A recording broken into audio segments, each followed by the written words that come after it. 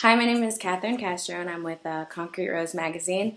We spoke to Kwame Rose before with his music group, and now we're here back for a different video. We recently saw you on YouTube, and you're with the Fox News anchor Geraldo Rivera. I know that your message did not come out as you wanted it to, and so we want to hear your side now. Um, I want to ask you, the moments that led up to it. I want you to describe to us, how it was on the street that night, protesting. Um, well, first, the incident initially started on Tuesday night. And if anyone had seen the original video online on the entire clip, I didn't know I was being recorded. Like it was just that moment was just pure raw emotion. Like I didn't know what was happening in that moment, and even to this day, it still is like really surreal that it's had this big of an impact on people.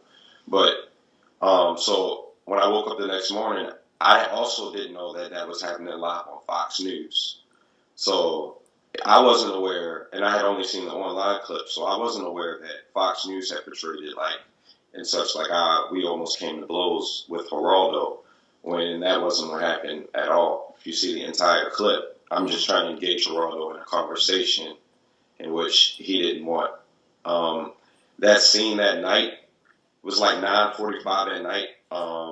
That was the first night of the curfew, and everybody was peaceful and quiet. The whole entire community, the entire Baltimore colleges, and kids from high school, middle school, elementary kids. We all spent the entire day cleaning up the areas which were affected by the events on Monday night. Okay. And ever since the police force has been so heavy. So we all spent an entire day actually coming together and cleaning up and unifying. But when Geraldo got on the scene, it was just like this big hoopla. Like he was just crying for attention and screaming at people, taking selfies with people. So he was trying to create. The police were actually about like maybe I say 50 feet away from everyone. Yeah. He was trying to instigate the police to come closer. Um, and then that's when Catherine Pugh came over. So Catherine Pugh and I had been talking the entire time.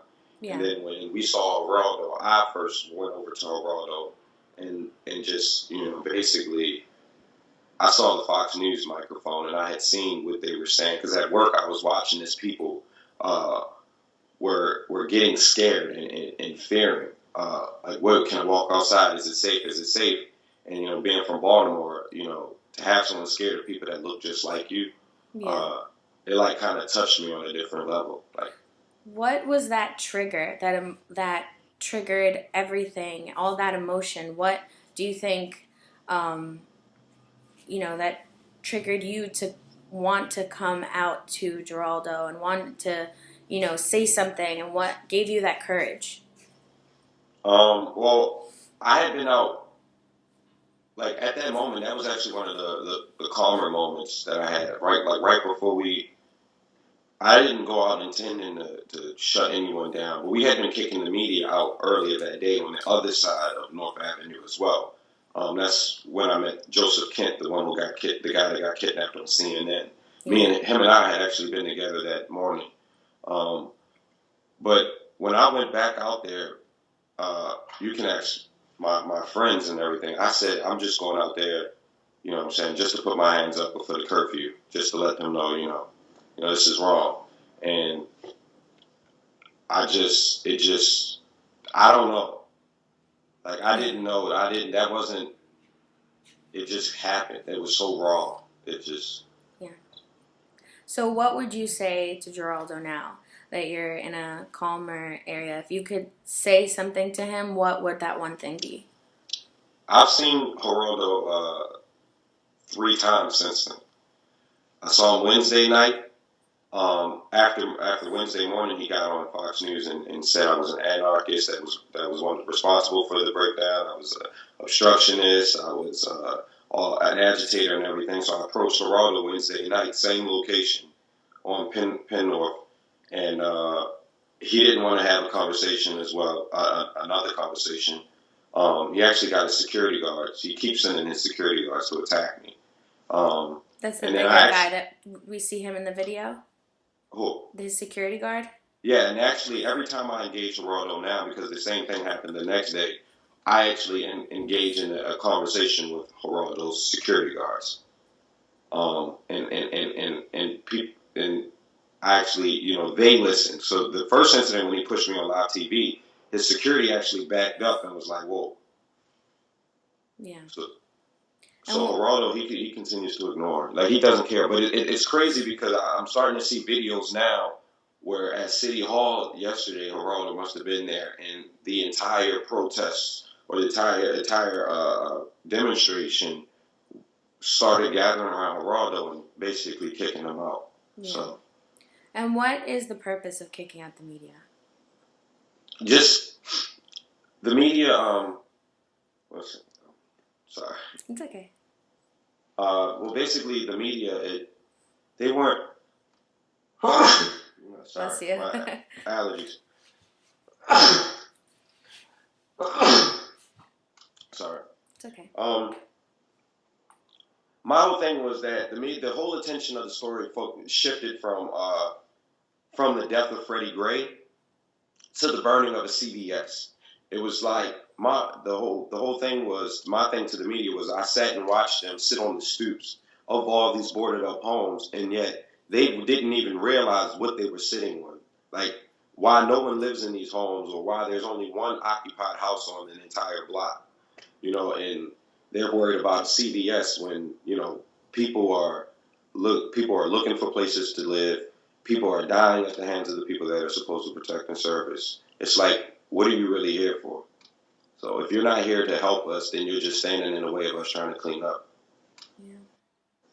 And I want to go back and I want to focus on you a little bit. And I want you to tell your story a little bit more. And did you grow up in Baltimore?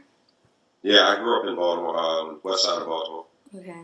And I want to ask you a really tough question, but what does Baltimore mean to you? And how do you think that has changed with all of these events?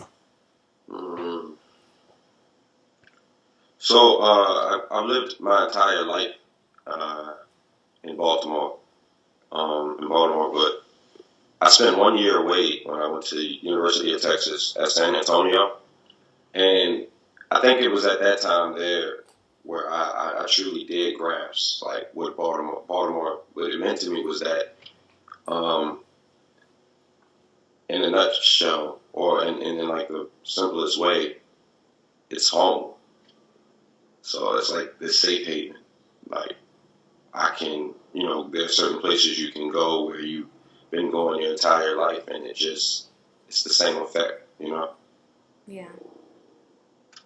And how has that changed? Um, I can't go outside. I mean, I can't even sit on my roof at 10. Yeah, the other night the police surrounded us. The military surrounded my house for sitting on my roof. So, this is, right now I feel, there's no sense of normality in this. Yeah. And how's your family feel? How's your mom? How's your parents? Um, well, at first, like I said, people had seen the different clips. So some people saw the Fox News clip at first, and then that's when I was people were like, "How could you do that?" And when the full clip came out, everyone was like, "Wow!" And I mean, they text me everyone, my family. I'm getting a big load of text and everything since then, but I see people are like, people are telling me who's mentioning me and everything. So they're supportive and everything, and telling me how proud they are. But I didn't intend for any of this to happen. It just was real. It sounds like you have a really great support system, though. Yeah. And so, going back to Freddie Gray, where were you when you found out that all of the officers were charged? I was right there. You were there. I was right there at the press conference, like 2 rows away from the steps. And what was your reaction? Well, first, I've been saying this. I want to continue to say I I commend State's Attorney Marilyn Mosby for bringing charges. Um, like I've said continuously since yesterday, it doesn't guarantee a conviction. We know police officers don't get convicted in the court systems of America. So, but it hopefully it's the right step in a transformation. And so, where do you think these protests are going to go from, um, from there, from that decision? You said that you have a rally coming up, and I want to know what's your plans and what do you think as you know, as a whole? What do you think that your community is going to go from? Well, um, last Saturday was actually when the events happened at Camden Yards. So the Black Lawyers for Justice had actually sponsored that march. And when the outside agitators provoked the protesters, that's when all the incidents transpired. So the rally today is just and then the events on Monday uh, happened. So the rally today and the march today, sponsored by the Black Lawyers for Justice, is just to show the world what Baltimore youth can actually do. Okay. And I want to let the world, I want to let everyone know that had it not been for what happened on Monday, we wouldn't have had charges brought yesterday. Yeah. So it's just to show, like, the youth, we're going to get justice by any means necessary. Yeah. Well, I commend you for your courage and, for representing your community in such a positive light. I think that it takes a lot, especially for, confronting someone like Geraldo. He has a big name, he has a lot of power out there, and, you're the little guy, and I feel like a lot of America is, like, rooting for you. Yeah.